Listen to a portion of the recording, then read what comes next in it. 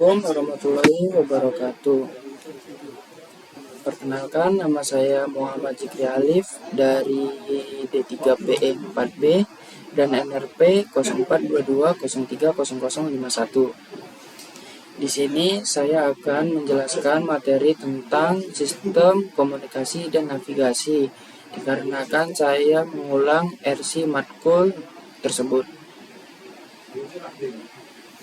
Dan tidak perlu menunggu lama, mari kita melanjutkan ke soal-soalnya.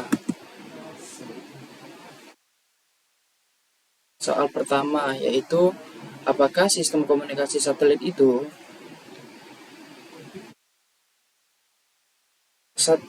Satelit pada awalnya merupakan sebuah angka mewakili semua objek yang mengitari bumi. Planet bumi yang sekarang ini mempunyai objek-objek yang mengitari di sekeliling bumi. Di antara objek-objek tersebut adalah bulan, meteor, dan benda-benda angkasa lainnya. Masing-masing planet mempunyai jumlah satelit yang berbeda-beda. Contohnya yaitu bumi hanya memiliki satu satelit, yaitu bulan. Venus minimal memiliki 4 satelit. Merkurius memiliki 8 satelit dan lain-lain. Planet bumi merupakan satelit bagi benda angkasa lebih besar matahari contohnya, karena bumi mengelilingi matahari selain berputar. Pada porosnya bumi juga berevolusi yang memakan waktu 360 hari seperempat hari. Sistem telekomunikasi yang berkembang pasca Perang Dunia masih menggunakan sistem komunikasi hamburan transceiver sebagai media transmisi untuk menghubungkan dua daerah yang terpisah cukup jauh. Perkembangan selanjutnya ditemukan teknologi gelombang mikro yang memungkinkan transmisi dilakukan secara terestrial, tidak melalui atmosfer. Selanjutnya, serat optik menjadi teknologi yang diharapkan dapat memberikan solusi untuk menyatukan dunia dalam satu sistem telekomunikasi. Dalam menjalankan sistem komunikasi satelit, ada dua elemen dasar yang ikut berperan di dalamnya, yaitu stasiun bumi ground segment dan satelit space segment. Stasiun bumi akan mengirimkan sinyal informasi ke arah satelit dengan menggunakan frekuensi yang dinamakan uplink frekuensi, dan sebaliknya satelit sebagai repeater tunggal di luar angkasa akan meneruskan sinyal informasi ke arah tujuan dengan menggunakan downlink frekuensi. Soal kedua yaitu, apa saja kelebihan dan kerugian dari menggunakan sistem satelit? Jawabannya, keuntungan sistem komunikasi satelit: 1. Satelit geostationary Earth orbit atau disingkat GSO dapat mencukupkan daerah yang sangat luas untuk mencakup seluruh dunia hanya 3 buah satelit. 2. Propagasi gelombang radio yang terpanjang justru di luar daerah atmosfer, sehingga gangguan atmosfer seperti hujan, awan, salju, dan lain-lain relatif lebih kecil. Biaya membangun sarana telekomunikasi untuk menghubungkan antara dua tempat tidak menggantung jarak untuk tempat-tempat yang terletak dalam cukupan satelit, serta mudah dibangun tanpa terhalang oleh biaya akibat sulitnya kondisi geografi. 4. Memungkinkan dibangun hubung multiple access dan broadcast sehingga memudahkan pengumpulan dan penyebaran informasi ke lokasi terpencil. 5. Setelah satelit tersedia, membangunkan stasiun bumi dengan mudah dan cepat dilaksanakan dimanapun dalam daerah cukupan satelit. Very Small Aperture Terminal atau disingkat FSAT memungkinkan dipasang langsung di rumah pelanggan tanpa perlu jaringan lokal. 6. Satelit dengan mudah melayani telekomunikasi tetap dan telekomunikasi bergerak seperti pesawat, telepon, kapal laut, kendaraan bergerak lainnya.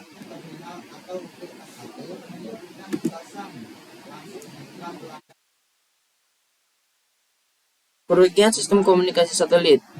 Yang pertama, biaya investasi besar satelit.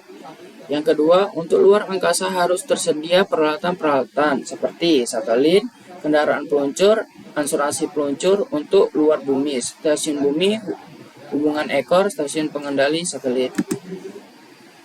4. Jarak satelit geostationary Earth orbit atau disingkat GEO cukup jauh. Hal ini mengakibatkan delay time yang cukup lama sebesar 240 ms yang memungkinkan dapat menimbulkan masalah dalam signaling dan komunikasi data. 5. Jika terjadinya kegangguan pada satelit dapat melumpuhkan sistem. Dan selanjutnya soal ketiga, cara kerja VSAT pada sistem komunikasi satelit.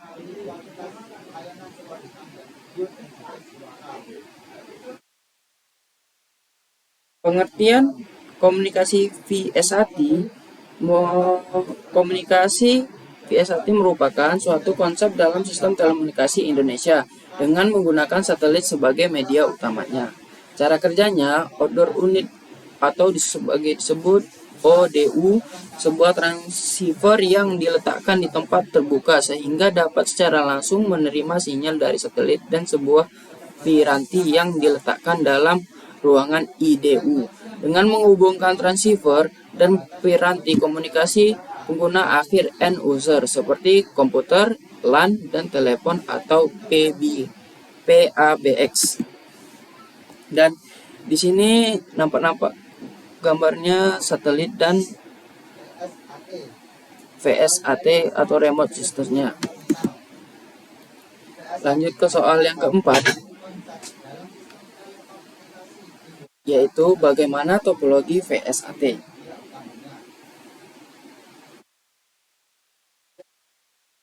Yaitu topologi fisik dan topologi kerja jaringan yang sesungguhnya topologi fisik tersebut berpusat pada letak dan posisi jaringan, sehingga tiap terminal dibedakan menurut letaknya saja. Sedangkan pada topologi kerja jaringan, tiap terminal dibedakan menurut kemampuan akses setiap terminalnya. Jenis topologi kerja jaringan yang sering digunakan pada jaringan VSAT yaitu topologi jala-jala MSH, topologi bintang star, dan topologi point to point. Soal yang kelima, apa saja komponen jaringan VSAT? Komponen VSAT terdiri dari hub station, remote station, dan satelit sebagai berikut. 1. Hub station. Hub station berfungsi mengontrol seluruh operasi jaringan komunikasi. Terdapat sebuah server network management system atau disebut NMS yang berfungsi untuk monitor dan mengontrol jaringan komunikasi yang terintegrasi dengan perangkat keras maupun lunak. Operator dapat mengakses server NIS, monitor, modifikasi, dan mendownload informasi konfigurasi individual ke masing-masing VSAT.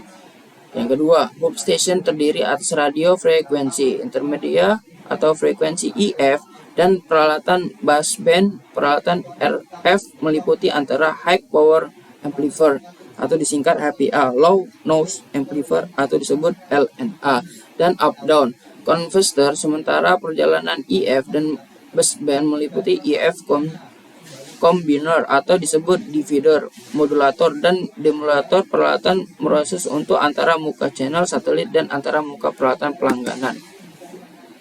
Remote station. Remote station merupakan perangkat terdapat di set pelanggan meliputi unit outdoor, unit indoor.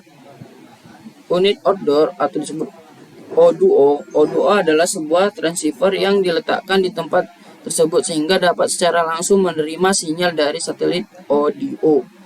Terdiri atas antara dan radio frekuensi RVT yang terdiri dari low noise amplifier LNA, solid state power amplifier SSPA, up down, dan converter. Unit outdoor. Modern VSAT merupakan perangkat indoor yang berfungsi sebagai modulator, dan modulator modulasi adalah proses penumpakan sinyal informasi ke dalam sinyal IF membawa yang dihasilkan oleh synthesizer frekuensi IF sebesar mulai dari 52 MHz sampai 88 MHz dengan frekuensi center 75 MHz, sedangkan demodulasi adalah proses memisahkan sinyal informasi digital dari IF dan meneruskan perangkat yang ada. Satelit merupakan suatu reporter yang berfungsi untuk menggunakan sinyal dari stasiun bumi, memancarkan kembali frekuensi berbeda ke stasiun bumi, menerima jalur pada setiap kanal dari antena. Penerima antena pemancar di dalam satelit disebut transponder satelit. Selain itu, untuk menguatkan sinyal, transponder juga berfungsi sebagai isolasi terhadap kanal RF frekuensi lainnya. Soal ke-6, bagaimana sistem multiple access pada komunikasi satelit?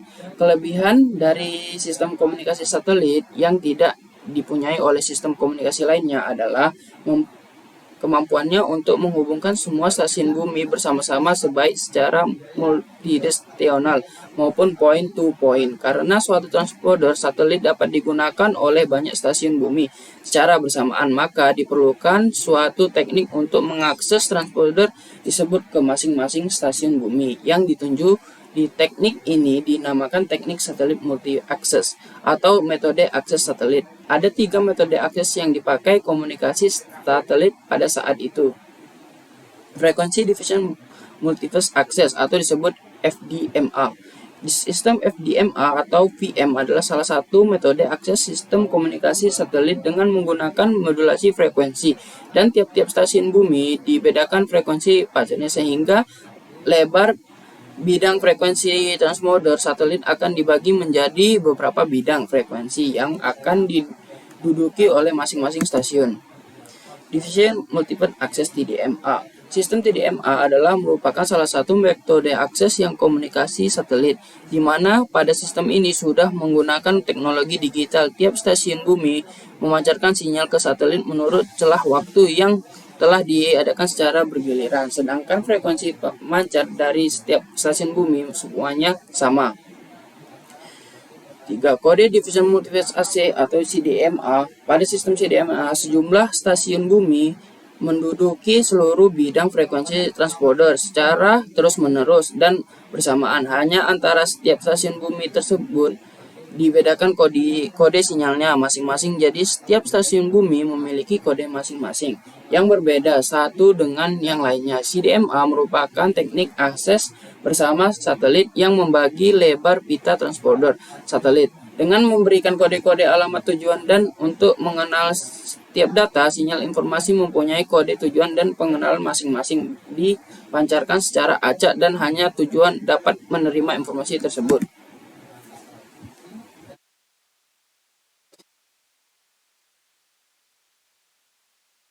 Ini semua pertanyaan sudah saya jawab, dan izinkan saya untuk mengakhiri record pada malam hari ini. Wassalamualaikum warahmatullahi wabarakatuh.